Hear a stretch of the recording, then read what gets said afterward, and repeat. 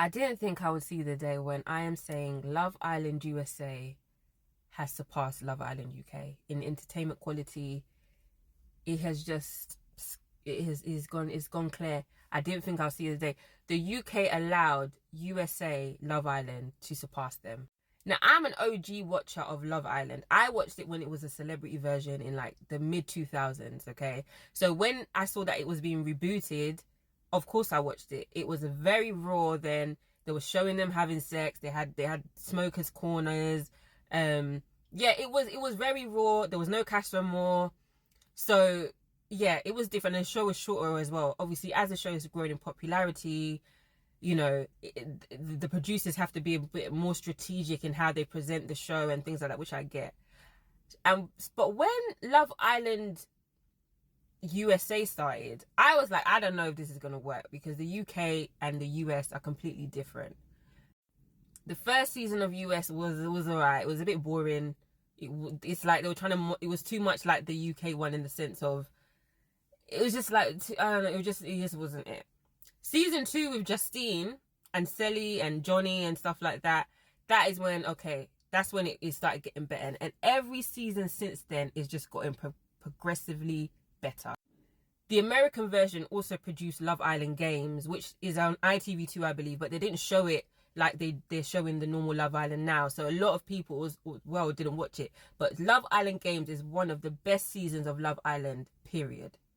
It was so good. You had people from Love Island all over the world competing, and it was not necessarily love. You didn't have to win to be a love couple, but you also had like physical and mental activities to do. It was excellent.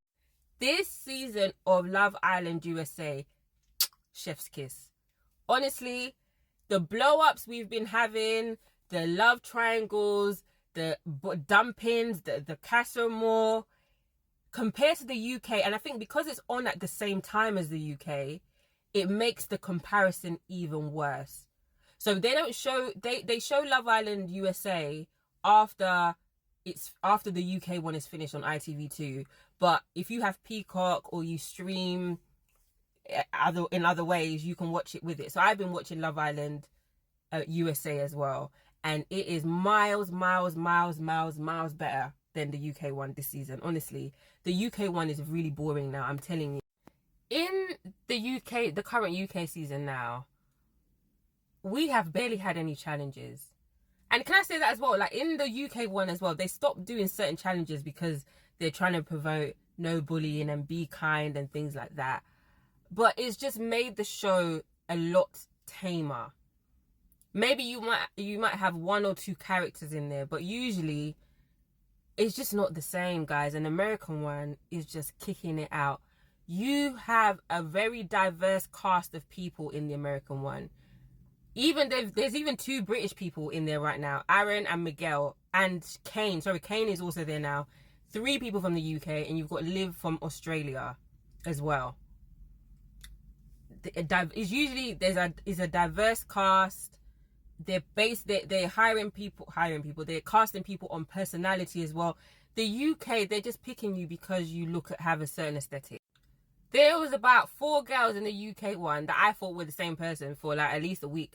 I thought Patsy and Nicole were the same person. So when Patsy left, like early on, I was like, I thought that was Nicole. I did not know who these people were. They look the same type of look. And I understand that, it's catering to the UK audience, which is fine. But a lot of these girls don't have a personality.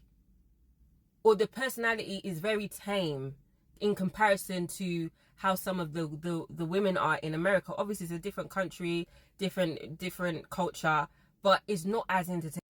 Then, in terms of like Casa Amor, so Casa Amor in the UK and the US happened around the same time.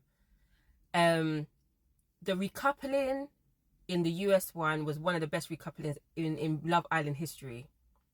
The UK one was very tame.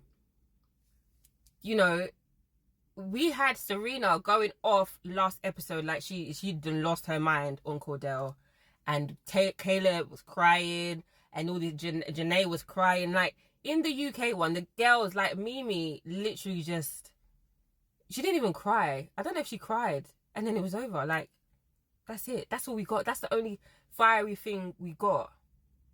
these girls in the UK, I don't know if it's a UK thing, but we don't stand on business, and they cast people that don't make too much noise in a sense because they don't want another Faye of, I can't remember what season it was that she lost her man and she was talking to, I can't remember his name now. I can't remember his name, but the guy that she was with, they don't want another version of that. Because if Serena in US version that did what she did to Cordell in the UK, there would be so many Ofcom comments. And I'm not saying that behavior like that is okay, but I'm just saying the difference in what the fans that watch America version like and what the UK version like is different. And as the show has got more popular, the dynamic of the UK show has just changed, and I don't like it. I'm really watching this season. I'm watching it kind of via social media. But for Love Island USA, I'm watching it every day, except for I think they don't show it on Wednesdays and Sundays in America. But now, even in America, the show is a lot more popular than it was. So you've got a lot more engagement on social media. More people from different countries are watching it. And can I just say something as well? Love Island All Stars UK was absolutely horrendous. Okay? Don't do that again. What the American ones, what Love Island UK needs is the producers of America. They need to be producing the same thing, because you've allowed a secondary franchise to beat you at your own game. Guys, watch Love Island USA. Watch Love Island if you can. It's going to be on ITV2, I would assume, maybe in August or something like that. So you guys can watch it there. It'll be on like the iPlayer, or they'll show it on ITV2. But guys, watch Love Island USA. It is the business. Continue watching UK. I really won't be, but okay.